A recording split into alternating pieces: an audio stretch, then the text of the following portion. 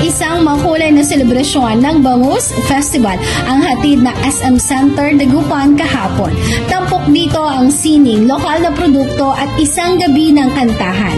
Sa Glow Music Festival na ginanap sa roof deck ng mall kagabi, nagliyab ang entablado sa live performances ng kilalang national artist na sina Cloud7 at Pixie.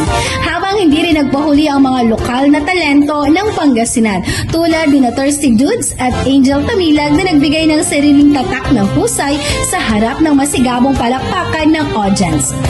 Kasabay ng musika, umarangkada rin ang kasiyahan sa presensya ng mga cosplayers na nagmistulang makukulay na karakter na nagbigay ng saya at aliw sa mga bisita.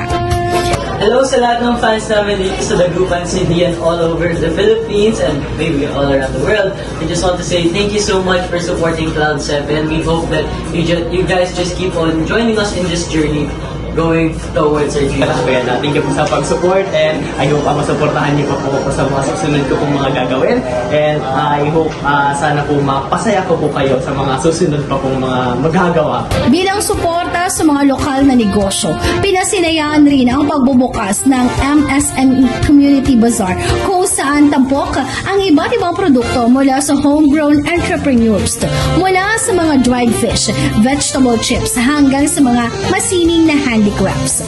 Ang nasabing selebrasyon ay patunay ng mainit na suporta ng SM Center Dagupan sa taunang Bangus Festival. Asahan pa umanong mas marami pang mga aktibidad at sorpresa ang ihahandog ng mall hanggang sa katapusan ng Abril.